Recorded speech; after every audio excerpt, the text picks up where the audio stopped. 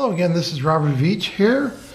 This is my video review of the Acoustic Eggcrate tiles, studio foam, or sound wedges, exclusively sold by a company called IZO All Supply Company.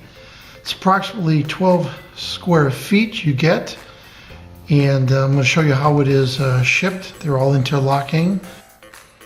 It is mailed in one big chunk where they're interlocked, and it is almost 18 inches long, just under a foot wide.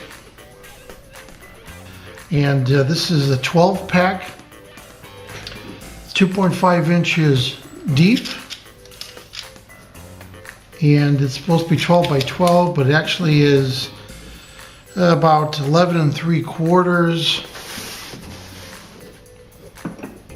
by 11 1/2. So it's a little bit smaller than they specify. So keep that in mind when you're designing your system.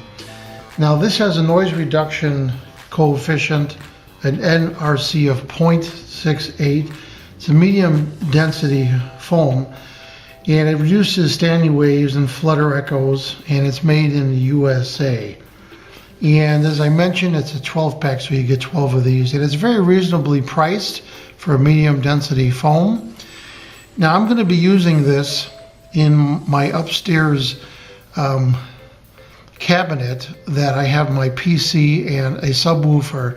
The subwoofer is so powerful it's vibrating the back wooden plate, so I'm going to put these panels on the back plate and possibly even on the top shelf to reduce some of the reflections so that I can run a little bit more bass than I can right now before the system vibrates.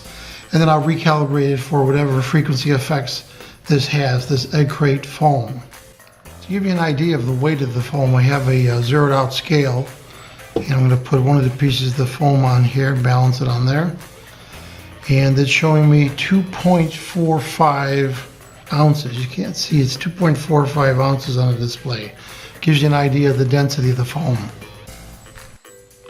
Now for my application, it'd be easier for me to glue the panels together and then just use friction in essentially the box I'm going to be putting this in. And to glue them, I used a glue that works great for this. It's a thick instant glue from a company called Hobbies, and it's called the Build It brand. It's the most economical instant glue you can buy. It's a commercial quality glue, and you want to buy an accelerator also to accelerate the drying of this.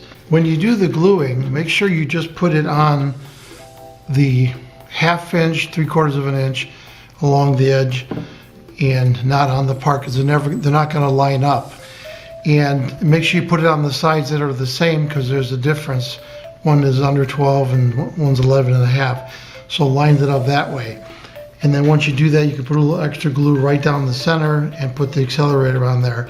Don't get any glue on the back, because you don't want this thing vibrating, making a sound, because this glue does dry very hard. So this is where I'm using it. I have a cabinet where I have my PC, and I have some Creative Labs very nice speakers, and I wanted to give some extra bass to them, so I have a subwoofer, but that subwoofer was vibrating the back panel and a little bit of this top panel right here.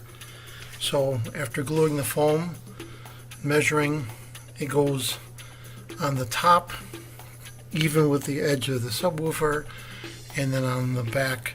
And I don't have it on the sides because that wasn't vibrating, and I don't want to over dampen the bass. And then of course you can adjust your controls and use a decibel meter.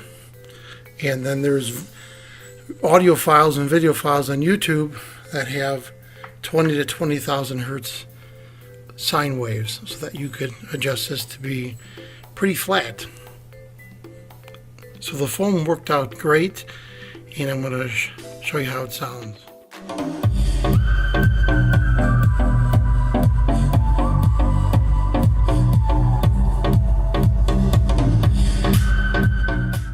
So what are my overall thoughts about this Eggcrate soundproofing foam, acoustic tiles studio foam from IZO All Supply Company? Well, in my application, this worked perfect. It lowered down some of the reflections. It dampened the vibrations of my subwoofer so that I can get more bass than I can get before. So for me, this worked perfectly. It was a very inexpensive solution, and I think it'll work great for you too. So I'm going to give this product a full 5-star rating on my channel, and I hope this video review helped you with your buying decisions. Thanks for watching.